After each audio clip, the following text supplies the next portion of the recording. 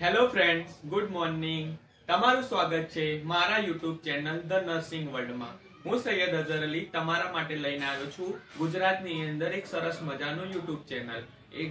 આ YouTube channel પર તમને માહિતી મળશે ગુજરાતીની અંદર નર્સિંગ પ્રોફેશન વિશે. તો તમે અમારા ચેનલને સબસ્ક્રાઇબ કરો, લાઈક કરો અને શેર કરો. હું તમને દર વીકે એક નવો સારા વિડીયો આપતો રહીશ. હવે આપણે આજના મુખ્ય ટોપિક વિશે વાત કરીએ તો આજનો આપણો ટોપિક રહેશે ધ હાર્ટ, કે જે એક્ઝામની અંદર વાયવામાં તથા આપણા શોર્ટ નોટ્સ તરીકે આવતું હોય છે. તો હાર્ટ નું તમે આ વિડીયોની અંદર સારી રીતે રિવિઝન કરી શકશો. એક્ઝામ નજદીક હોય અને આપણને કંટાળો આવતો હોય, વિડીયો જોવાની ઈચ્છા થાય, તો તમે આ વિડીયો જોઈ અને હાર્ટનું રિવિઝન સારી રીતે કરી શકો છો. આપણે આ ટોપિક શરૂ કરીએ તો આ જે તમે ડાયાગ્રામ જોઈ રહ્યા છો તે હાર્ટનો ડાયાગ્રામ છે. હાર્ટ એ આપણા હ્યુમન બોડીનું વાઇટલ ઓર્ગન છે. તે કાર્ડિયોવાસ્ક્યુલર સિસ્ટમનું ઓર્ગન છે. તે મનુષ્યની અંદર હ્યુમન બોડીની અંદર થોરાસિક કેવિટીમાં સ્ટર્નમની પાછળ સેજ ડાબી બાજુએ ઢળતું આવેલું હોય છે. તેની પહોળાઈ 9 સેન્ટીમીટર તથા લંબાઈ એટલે કે ઊંચાઈ 10 સેન્ટીમીટર જેટલી હોય છે. હાર્ટ એ મનુષ્યની એક મુઠ્ઠી બંધ મુઠ્ઠી જેટલું આવેલું હોય છે. હવે આપણે જોઈશું હાર્ટના ભાગો, એના પાર્ટ્સ કયા કયા છે. જે આ બ્લુ કલરનો ફર્સ્ટ તમને આ ભાગ દેખાય છે તેને રાઇટ એટ્રિયમ કહે છે. આ હાર્ટના રાઇટ સાઈડનો ભાગ છે, રાઇટ સાઈડનો પાર્ટ છે. આ લેફ્ટ સાઈડનો પાર્ટ છે. રાઇટ એટ્રિયમની નીચે આ છે એ રાઇટ વેન્ટ્રિકલ છે. રાઇટ વેન્ટ્રિકલ એ જ રીતે હવે લેફ્ટ સાઈડ ની અંદર આ લેફ્ટ એટ્રિયમ છે અને આ લેફ્ટ વેન્ટ્રિકલ છે. આ બંને એટ્રિયમ અને વેન્ટ્રિકલ રાઈટ સાઈડના અને લેફ્ટ સાઈડના છૂટા પાડતો વચ્ચે એક લેયર આવેલો હોય છે જેને સેપ્ટમ તરીકે ઓળખવામાં આવતો હોય છે. રાઈટ એટ્રિયમ અને રાઈટ વેન્ટ્રિકલ, એની વચ્ચે જે આ તમને દ્રશ્ય દેખાય છે તેને ટ્રાઇકપ્સિક વાલ્વ તરીકે ઓળખવામાં આવે છે, જે રાઇટ એટ્રિયમમાંથી બ્લડ રાઇટ વેન્ટ્રિકલમાં લાવતું હોય છે. એ જ રીતે લેફ્ટ એટ્રિયમની અંદરથી લેફ્ટ વેન્ટ્રિકલમાં બ્લડ લાવવા માટે એક વાલ્વ આવેલો હોય છે જેને માઇટ્રલ વાલ્વ તરીકે ઓળખવામાં આવે છે. ટ્રાઇકપ્સિક વાલ્વની ખાસિયત એ હોય છે કે તે 3 ભાગમાં એનું જે પાર્ટ છે તે 3 ભાગમાં આવેલા હોય છે અને માઇટ્રલ વાલ્વના પાર્ટ 2 ભાગમાં આવેલા હોય છે. હવે આપણે જોઈશું કે હાર્ટના લેયર કેટલા છે, હાર્ટ કેટલા લેયરનું બનેલું. તો લેયર્સ ઓફ ધ હાર્ટની અંદર પહેલા તો પેરિકાર્ડિયમ પહેલા ભાગમાં, પછી માયોકાર્ડિયમ અને એન્ડોકાર્ડિયમ, એ રીતે 3 લેયરની અંદર હાર્ટ આવેલું હોય છે. માઇટ્રલ વાલ્વ પછી આપણે જોઈશું તો આ જે ભાગ છે તેને સુપિરિયર વેના કેવા તરીકે ઓળખવામાં આવે છે. જે આ ભૂરો ભાગ છે તેને સુપિરિયર વેના કેવા તરીકે ઓળખવામાં આવે છે. આ જે ભાગ છે તેને ઇન્ફિરિયર વેના કેવા તરીકે ઓળખવામાં આવે છે. અને આ જે લાલ કલરનો ભાગ છે જે આર્ચ ઓફ એઓર્ટા તરીકે ઓળખવામાં આવે છે. આર્ચ ઓફ એઓર્ટા તરીકે ઓળખવામાં આવે છે. આ જે રાઈટ વેન્ટ્રિકલ થી જે લંગ્સ તરફ જતી વેન્સ છે જેને પલ્મોનરી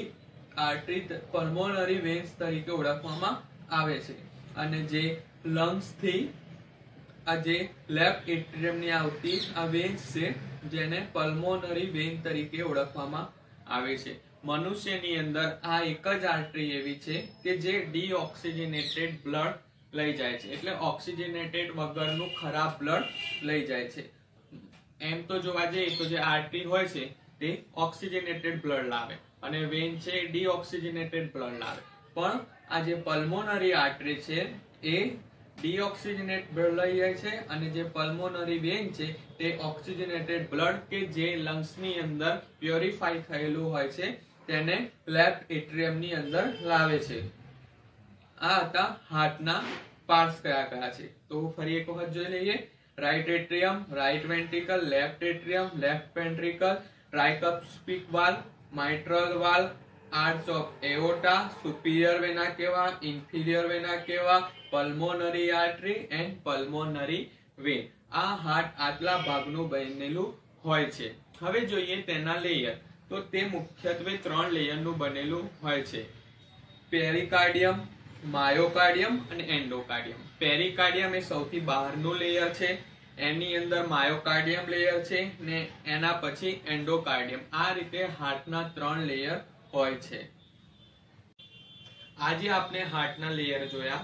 એ હાર્ટના લેયરમાં જે પેરિકાર્ડિયમ છે તે ફાઇબર્સ ટિશ્યુનું બનેલું હોય છે, જે માયોકાર્ડિયમ છે તે વોલ્યુન્ટરી ટિશ્યુનું બનેલું હોય છે, અને જે એન્ડોકાર્ડિયમ છે તે એપિથેલિયલ ટિશ્યુનું બનેલું હોય છે.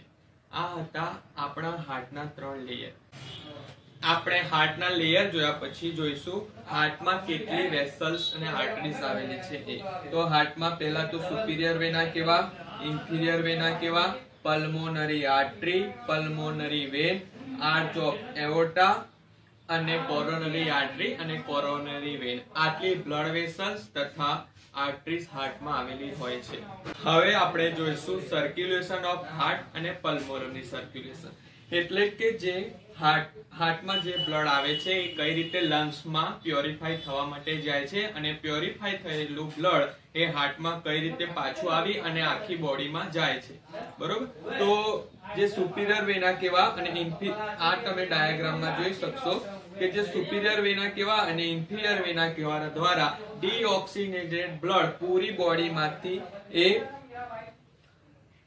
રાઈટ એટ્રિયમમાં આવે છે. ત્યારબાદ રાઈટ ટ્રાઇકસ્પિક વાલ્વની મારફતે રાઈટ વેન્ટ્રિકલમાં જાય છે. ત્યાર પછી પલ્મોનરી આર્ટરીની મારફતે તે લંગ્સમાં જાય છે. લંગ્સમાં કેપિલરીઝની મદદથી તે પ્યોરિફાઈ થાય છે. તેમાં ઓક્સિજન જે કાર્બન ડાયોક્સાઇડ હોય છે તે છૂટો પડે છે અને ઓક્સિજન તેમાં ઉમેરાય છે, અને તે ઓક્સિજનેટેડ બ્લડ પલ્મોનરી વેન દ્વારા લેફ્ટ એટ્રિયમમાં આવે છે, અને ત્યારબાદ તે લેફ્ટ વેન્ટ્રિકલમાં આવે છે. લેફ્ટ વેન્ટ્રિકલમાંથી આર્ચ ઓફ એઓર્ટા દ્વારા તે પૂરા બોડીમાં જાય છે. આ રીતે હાર્ટનું પલ્મોનરી બ્લડ સર્ક્યુલેશન થાય છે. હાર્ટ એ 1 મિનિટની અંદર 70 થી 80 વખત બીટ ધબકી શકે છે. આ તમે ડાયાગ્રામમાં જોઈ શકશો કે જે બ્લુ કલરની લાઇન્સ બતાવી છે તે ડીઓક્સિજનેટેડ બ્લડ છે, અને જે રેડ કલરની લાઇન્સ બતાવી છે તે ઓક્સિજનેટેડ બ્લડ છે. એટલે સુપિરિયર વેના કેવા અને ઇન્ફિરિયર વેના કેવા દ્વારા બ્લડ રાઈટ એટ્રિયમમાં આવ્યું, ત્યાંથી રાઈટ વેન્ટ્રિકલમાં ગયું, ત્યાંથી પલ્મોનરી આર્ટરીના મારફતે લંગ્સમાં ગયું, લંગ્સમાંથી આ બ્લડ લંગ્સમાંથી આ બ્લડ પ્યોરિફાઈ થઈ પલ્મોનરી વેન દ્વારા રાઈટ એટ્રિયમમાં આવ્યું, ત્યાંથી રાઈટ વેન્ટ્રિકલમાં ગયું, ત્યાંથી રાઈટ વેન્ટ્રિકલમાંથી આર્ચ ઓફ એઓર્ટા દ્વારા પૂરી બોડીની આર્ટરીમાં આ બ્લડ સર્ક્યુલેશન થાય છે. આ હતું હાર્ટનું પલ્મોનરી બ્લડ સર્ક્યુલેશન. હાર્ટને બ્લડ સપ્લાય કોરોનરી આર્ટરી દ્વારા કરવામાં આવે છે, અને હાર્ટને વિનસ બ્લડ એ કોરોનરી વેન દ્વારા પાછું લાવવામાં આવે છે. હાર્ટને નર્વ સપ્લાય વેગસ નર્વ દ્વારા કરવામાં આવે છે. આ તો આજનો ટોપિક આપણો ધ હાર્ટ. જો તમને આમાં કંઈ પણ પ્રોબ્લેમ્સ હોય તો તમે કોમેન્ટ દ્વારા મને જણાવી શકો છો. આ વિડીયોના સુધારણા માટે મને કોઈ પણ સજેશન તમે કોમેન્ટ બોક્સમાં આપી શકો છો.